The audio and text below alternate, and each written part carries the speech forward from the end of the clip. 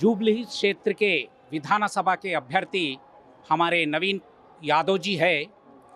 నవీన్ కుమార్ అంటే మనమందరం అర్థం చేసుకోవాల్సిన అవసరం ఉంది.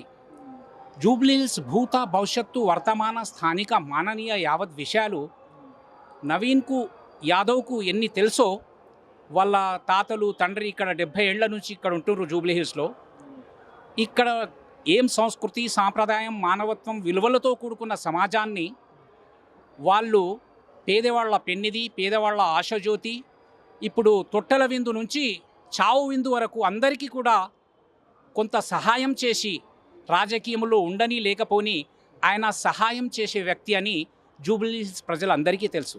ఇక్కడ చూస్తే ఏదైతే సహాయం చేసే వ్యక్తిని మరి వాళ్ళు చాలా అలిగేషన్లతో రౌడీ అంటుంటారు, అనేక విధాలుగా మన కేటీఆర్ కూడా అంటుంటారు.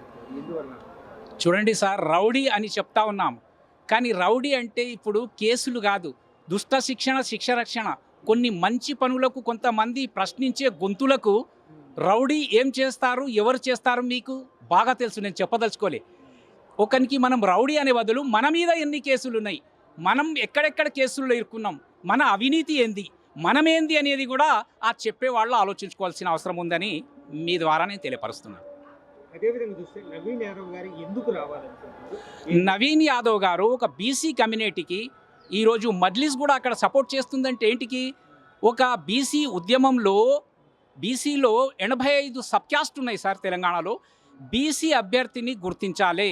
బీసీ మానవ సేవయే మాధవ సేవ, ప్రార్థించే చేతుల కన్నా సహాయపడే చేతులు మిన్నా అని ఇక్కడ ఒక బీసీ అభ్యర్థికి సీట్ ఇచ్చారంటే ఆయన ఘనగుణాలు, ప్రజల్లో ఏం చేస్తారు, ఒక భరోసా కలిగిన నాయకుడు, ఒక ఆశాజ్యోతి. ప్రజలు ఏం చేస్తారు సార్, ఎలక్షన్లు వచ్చినప్పుడే కలిసి మనం ఇస్తిరి పెట్టెలు కానీ ఏదో పడితే ఓట్లు రాయి.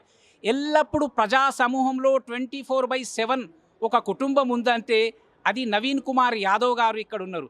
ఆయన చిన్న సిరిసిల్లం యాదవ్ గారు కూడా ఇక్కడ ఏదో ఆ టైంలో భూములు చీప్ ఉండే కాబట్టి తర్వాత కోట్లకు అమ్ముకొని ఆయన కష్టం చేసి రియల్ ఎస్టేట్ చేసి ఆయన బాగుపడ్డాడు. కానీ ఇప్పుడు కేసులు ఎట్లా పడతాయి మీకు మంచిగా తెలుసు.